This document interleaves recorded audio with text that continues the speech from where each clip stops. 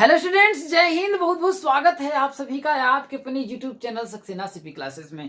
Students, आज की video में हम लोग जो आपकी प्रश्नावली 6.2 है उससे रिलेटेड जो आपका प्रमेय है थेल्स प्रमेय, क्या है आपका, देखिए थेल्स प्रमेय, और इसका विलोम जो है उसके को पढ़ेंगे। और वादा करता हूं अगर कुछ भी नहीं आता है, कभी भी नहीं पढ़ा है, डर है आपके मन में, तो वो डर हो जाएगी खत्म मेरे दोस्त। वीडियो को लास्ट तक देखना, बस आपका ध्यान से कंसंट्रेट होकर के वीडियो को देखिएगा, आपको पूरी चीजें समझ में आएगी। अंत तक बस वीडियो को देखिएगा। तो आइए हम लोग शुरू करते हैं।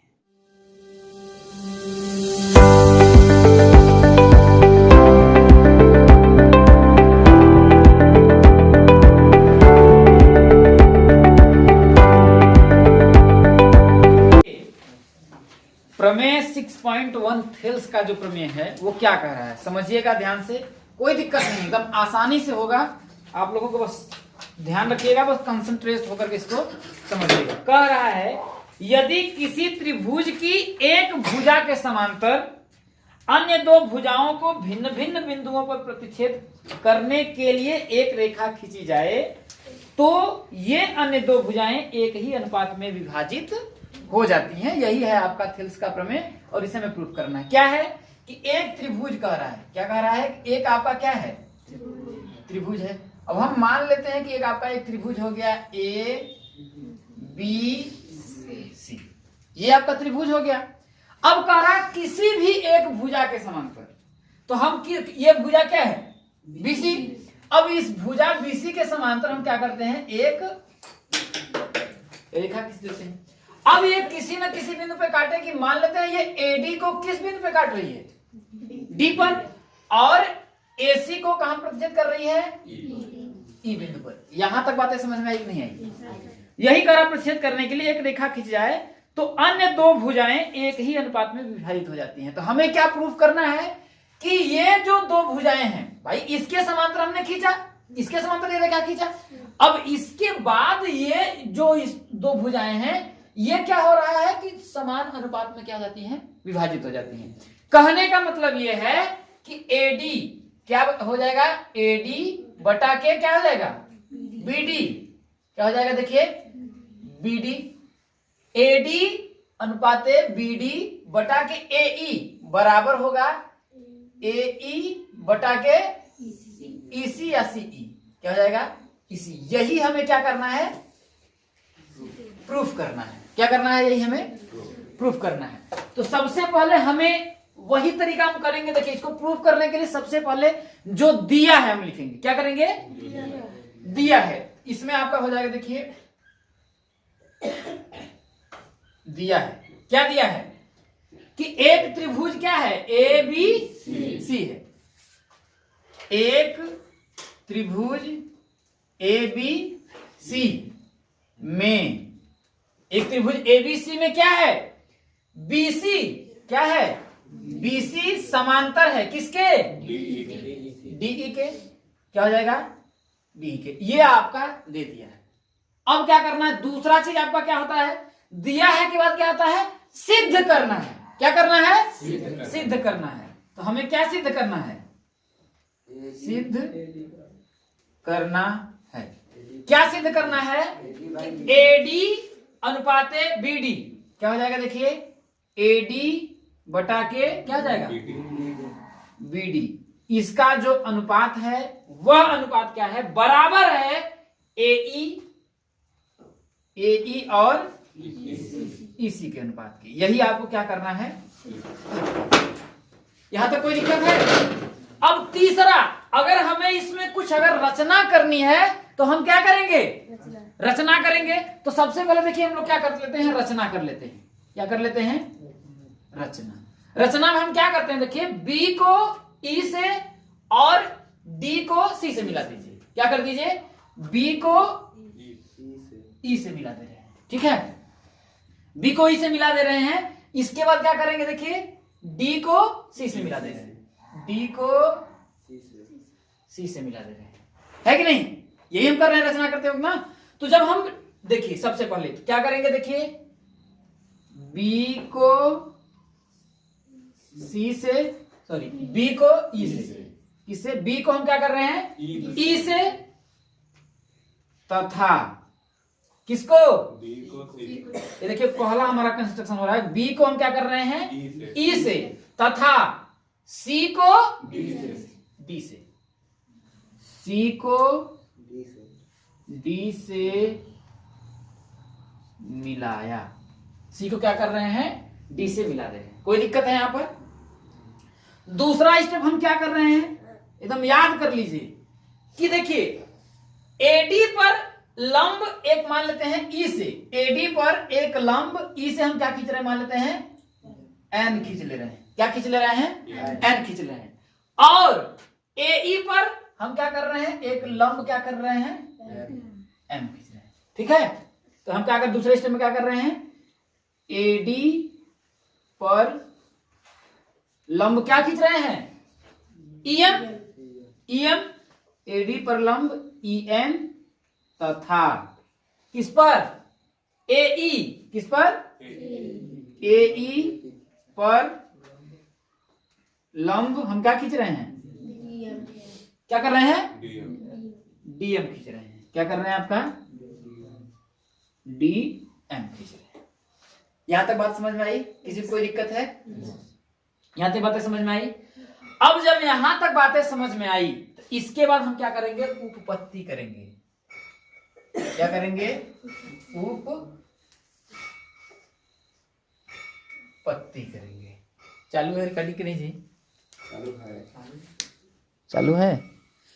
पता नहीं हम तो भूल तो नहीं गए। अब देखिए उपपत्ति जब हम आपका करेंगे तो सबसे पहले हम क्या करेंगे? त्रिभुज, अब इतना हो गया। अब इसमें हम देखिए पहला चीज देखिए, त्रिभुज ए डी ई का क्या निकालेंगे? क्षेत्रफल निकालेंगे।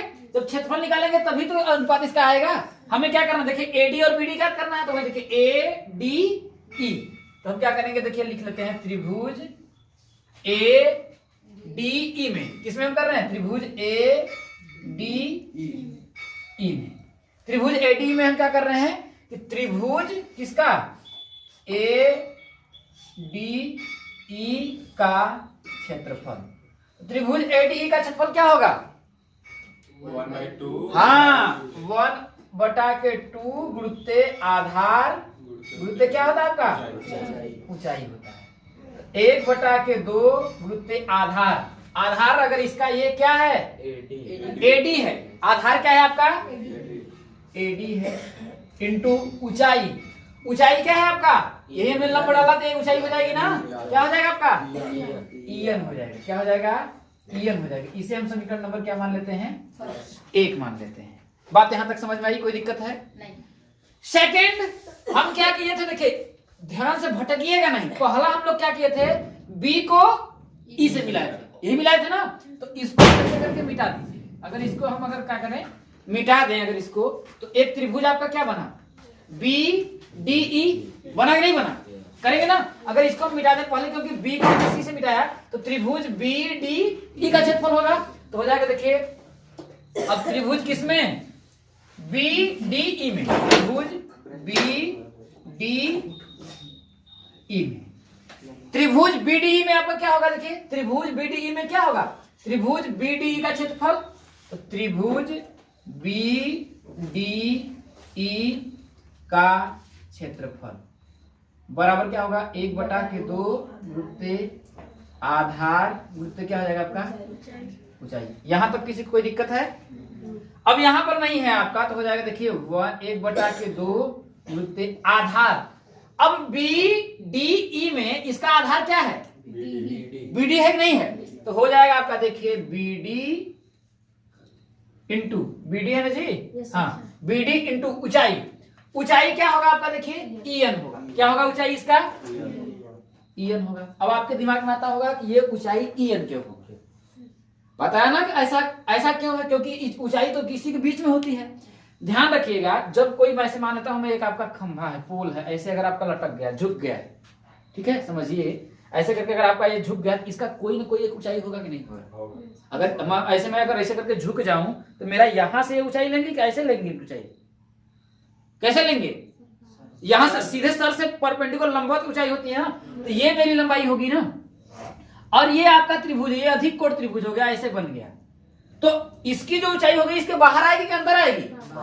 बाहर आएगी ना, इसलिए जो ईएन होगा वही क्या होगी आपकी, इसकी ऊंचाई होगी। बात समझ में आया कि नहीं आया? तो इसको हम समीकरण नंबर क्या मान लेते हैं, 2 मान लेते हैं। कोई दिक्कत है? देखिए हम सबसे पहले क्या किए, ध्यान रखिएगा, सबसे पहले हम इधर बाहर वाले का कर रहे थे, मतलब कि इसको आधार मान करके सब कुछ त्रिभुज निकाल, क्षेत्रफल निकाले हैं, माने है ना? क्योंकि देखिए उसमें क्या एडी आधार आया है, इसमें बीडी आधार है। अब हम क्या करते हैं, अब इधर आ जाते हैं, अब क्या आते हैं हम लोग इस साइड में आ जाते हैं, इस त्रिभुज के इस साइड में। तो अब हम क्या करते हैं, देखिए इसको आधार मान करके हम त्रिभुज निकालते हैं। इसमें भी त्रिभुज क्या होगा, ए डी या फिर ए ई डी का क्षेत्रफल कर सकते हैं नहीं?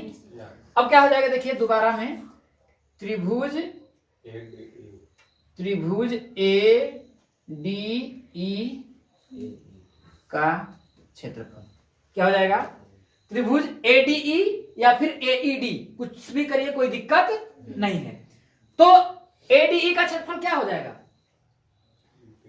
1/2 क्या हो जाएगा, वही 1/2 गुरुत्व क्या होगा आपका, आधार, गुरुत्व क्या हो जाएगा आपका, ऊंचाई हो जाएगा। तो हो जाएगा 1/2। अब जब हम इसको आधार इधर साइड में कर रहे हैं, तो इसका आधार क्या है, ए आधार है। क्या आधार है, ए आधार है। तो हो जाएगा देखिए ए इंटू, अब जब ये आधार ये हुआ तो इस पे लंब कौन सी रेखा है, डीएम है, और जब लंब रेखा डीएम है तो इसका ऊंचाई क्या हो जाएगा आपका, डीएम हो जाएगा। कोई दिक्कत है? इसके समीकरण नंबर क्या मान लीजिए, 3 मान लीजिए। कोई दिक्कत है? अब हम क्या करते हैं, देखिए अब ये वाला हमारा सिस्टम खत्म हो गया। अब त्रिभुज देखिए ये वाला तो खत्म, ये वाला इसके लिए था। अब दूसरा जब हम प्रोसेस किए थे, ये रेखा मेरी लंब थी, इस पे जब इसको सी से डी को मिला रहते थे, खत्म हो गया ना। इससे हमको देखिए वो जुड़ा हुआ है, लेकिन आपको करने के लिए मैं इसको क्या कर रहा हूं, मिटा रहा हूं। तो अब आपका त्रिभुज क्या बना, ई डी सी, ये बना कि नहीं बना? तो क्या हो जाएगा, देखिए किसमें हम कर रहे हैं, देखिए त्रिभुज ईडीसी में, त्रिभुज ईडीसी, त्रिभुज ईडीसी में करेंगे तो त्रिभुज ईडीसी का क्षेत्रफल बराबर क्या हो जाएगा, 1/2 गुरुत्व आधार गुरुत्व क्या हो जाएगा, होगा कि नहीं होगा, होगा। तो जब इसके आगे अगर हम करेंगे तो यहां पर अगर हम इसको कर लें, ठीक है, तो क्या हो जाएगा, देखिए 1/, देखिए त्रिभुज क्या है आपका ईडीसी, तो हो जाएगा देखिए ईडीसी का क्षेत्रफल बराबर 1/2 गुरुत्व। अब इसकी देखिए हम इसके इधर वाले से ले रहे हैं ना, इधर वाले से, तो इसका आधार क्या होगा, ईसी आधार होगा। क्या होगा आपका, ईसी। तो हो जाएगा देखिए ईसी इंटू ऊंचाई इसकी क्या होगी, देखिए ये भी क्या बन रहा है आपका, अधिक कोण बन रहा है। तो वही तरीका, जब ऐसे ये झुक रहा है तो इसकी ऊंचाई ये होगा कि नहीं हो जाएगी, तो क्या हो जाएगा आपका, डीएम हो जाएगा। क्या हो जाएगा आपका, डीएम हो जाएगा। ये समीकरण नंबर क्या हो जाएगा आपका, यहां तक कोई दिक्कत नहीं है ना, क्या दिक्कत है? अब हम क्या कर रहे हैं, समीकरण 1 में समीकरण 2 से क्या कर रहे हैं, भाग दे रहे हैं। भाग दे रहे हैं नहीं दे रहे हैं? तो यहां पर लिख दीजिएगा समीकरण 1 में हम क्या कर रहे हैं, समीकरण 2 का भाग देने पर।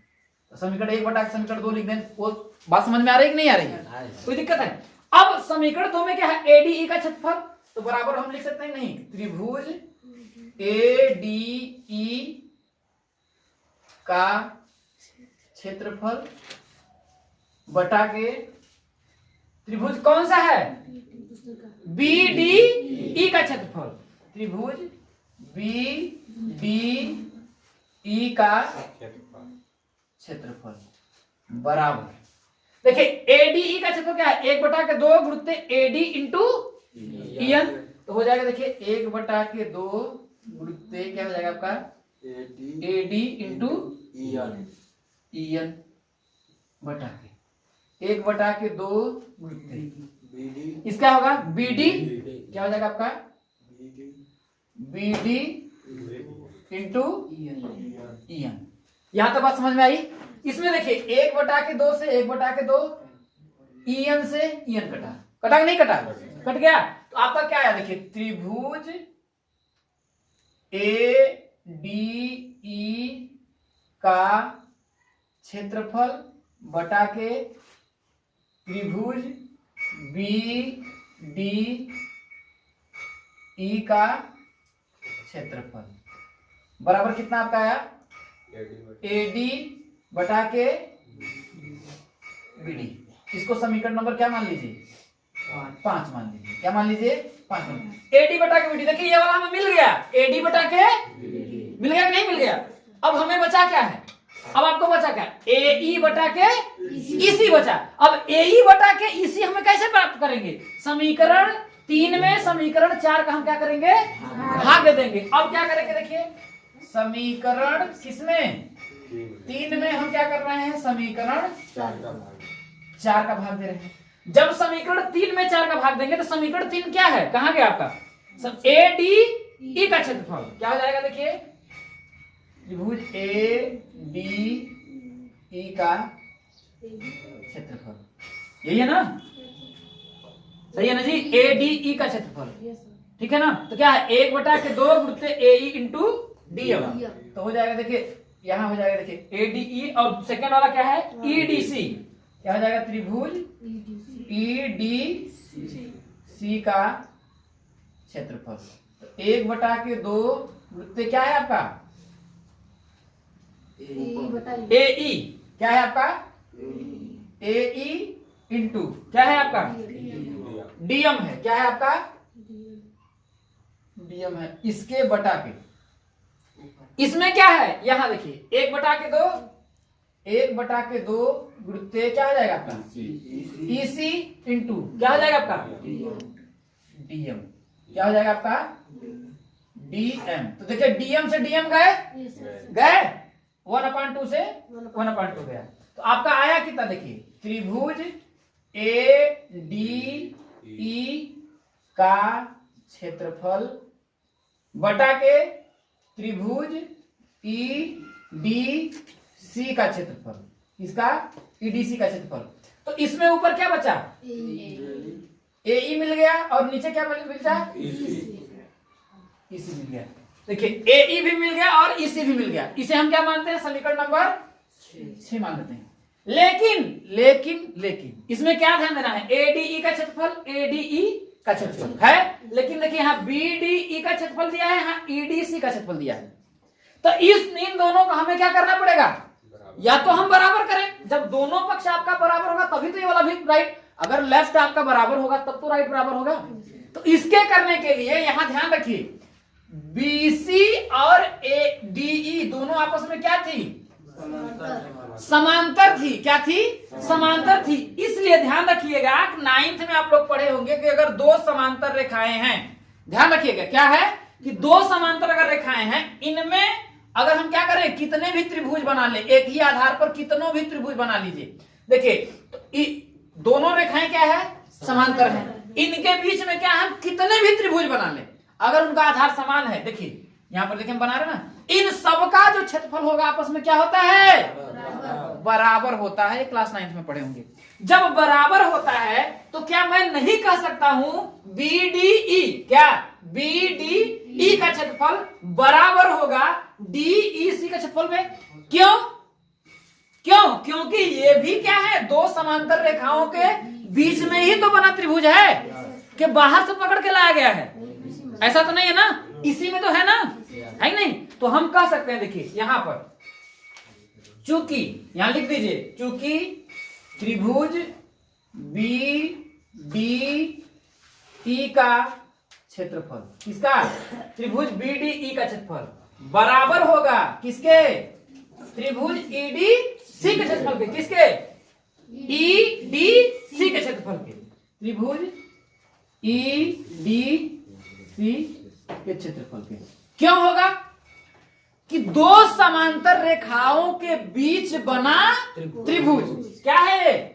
2 समांतर रेखाओं के बीच बना त्रिभुज। ठीक, यहां तक बातें समझ में आई? कोई दिक्कत नहीं है ना?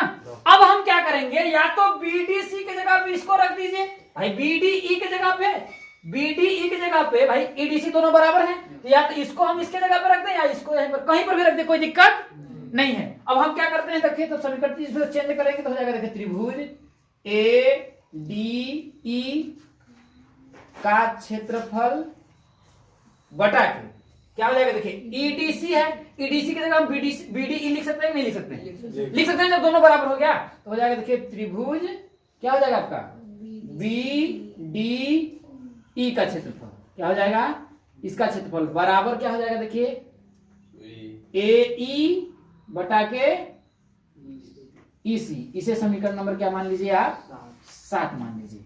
तो समीकरण 5 और समीकरण 7 को देख रहे हैं। समीकरण 5 और समीकरण 7 में क्या देख रहे हैं कि एलएचएस लेफ्ट हैंड बराबर है। जब लेफ्ट हैंड बराबर हुआ तो राइट तो बराबर होगा ही होगा।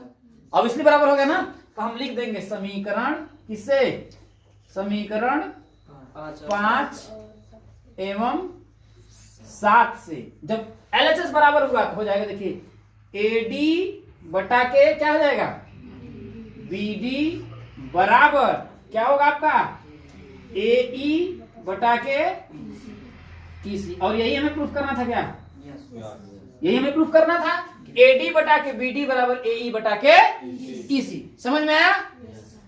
एक चीज, थेल्स प्रमेय का विलोम भी हम लोग इस तरीके से सिद्ध करेंगे। थेल्स प्रमेय का विलोम क्या होता है कि यदि किसी त्रिभुज की भुजाएं एडी और बीडी के अनुपात में, एडी और बीडी बराबर एई और बीसी के अनुपात में, ये हमने प्रूफ किया।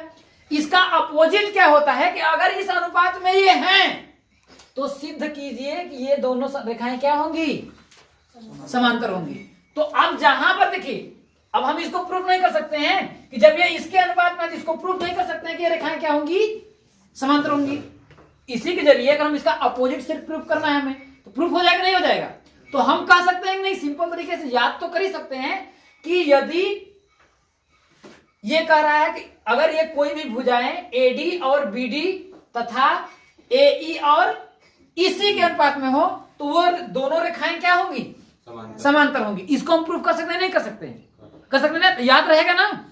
इससे हम लोग क्या करेंगे, क्वेश्चंस को करेंगे, कहीं पर भी जैसे आ जाएगा हम लिख देंगे, क्योंकि अगर इस अनुपात में होगा तो कहेगा प्रूफ करिए कि ये रेखाएं क्या है आपकी, समांतर होंगी। हम उसको प्रूफ कर लेंगे कि थेल्स के विलोम, मतलब कि थेल्स के व्युत्क्रम प्रमेय से।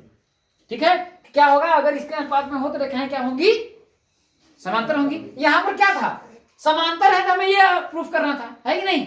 अब ये इस अनुपात में है तो हमें प्रूफ करना है कि ये समांतर है। हम कर देंगे, नहीं कर लेंगे, हो जाएगा ना, याद रखिएगा।